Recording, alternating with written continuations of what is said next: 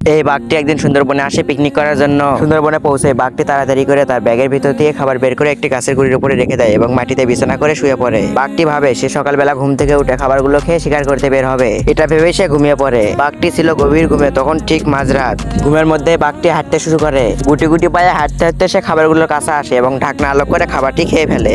খাবারটি খাওয়ার পরে আবারও গুটি গুটি পায়ে হাঁটতে হাঁটতে বাঘটি গিয়ে বিছানায় শুয়ে পড়ে। পরের দিন সকালেতে বাঘটি ঘুম থেকে ওঠে, কিন্তু তার লাগে প্রচন্ড খিদে। তাই সে যায় তার খাবারগুলো খেতে, কিন্তু খাবারের ঢাকনা আলোক করতেই সে দেখতে পায় খাবারগুলো আর নেই। বাঘটি তখন ফেল করে তাকিয়ে থাকে। সেভাবে রাতের বেলা হয়তো কোনো চোর এসে তার খাবারগুলো চুরি করে নিয়ে গেছে। তাই বাঘটি তখন গোয়েন্দা হয়ে যায়। বাঘটি রাস্তা দিয়ে পায়ের ছাপ খুঁজতেছিল, তখনই সে দেখতে পায় একটি গাড়ির চাকার ছাপ। বাঘটি চাকার দাগ ধরে ধরে এগোতে থাকে, কিন্তু তখনই তার সামনে গাড়ির চাকার দাগ শেষ হয়ে যায়। তাই সে মনে করে হয়তো এই বাড়ির ভিতরে চোর আছে। তাই সে বাড়ির ভিতরে ঢুকতে গেলেই দরজা একবার এদিকে তো ওদিকে যেতে শুরু করে দেয়। তারপরে দরজাতে জোরে করে ধাক্কা দিলে দরজা ভেঙে সে ঘরের ভিতরে ঢুকে পড়ে। তখন সে দেখতে পায় একটি লোক তাকে দেখে পালাচ্ছে। বাঘটি তাকে ধাওয়া করতে থাকে। তারা অনেকগুলো সিঁড়ি বেয়ে উপরের দিকে উঠতে থাকে। তখনই সিঁড়িটি ভেঙে তারা নিচে পড়ে যায়। আবারও বাঘটি খাবার খুঁজতে শুরু করে দেয় এবং সে একটি বিছানায় পা দেখতে পায়। বাঘটি চাদর আলোক করলে পাটি লাফাতে লাফাতে সেখান থেকে পালিয়ে যায়। আর তা দেখে বাঘটিও তাকে ধাওয়া করে। তারা একটি অন্ধকার ঘরের ভিতরে ঢুকে যায়। বাঘটি লাইট জ্বালালেই তার মুখে কে যেন কাদা ছুঁড়ে মারে। বাঘটি লাইট অফ করে আবারও জ্বালায় এবং সে তার সামনে একটি আয়না দেখতে পায়, কিন্তু তখনই বাঘের মুখে আবারও কাদা মেরে দেয়।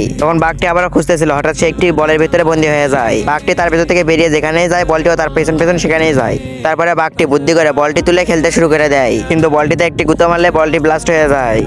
তখনই বাঘটি ঘুম থেকে ওঠে। সে বুঝতে পারে না এটা স্বপ্ন না বাস্তব। তাই বাঘটি তাড়াতাড়ি করে গিয়ে তার খাবারটি নিয়ে গিয়ে একটি ডাস্টবিনের ভিতরে ফেলে দেয়। তখনই তার ভিতর থেকে বেরিয়ে আসে সেই লোকটি। সে খাবারটি তার হাতে নেয় এবং মুচকে আসতে থাকে। তারপরে বাঘ যখনই ওঠে তার মুখে খাবারটি মেরে দেয়।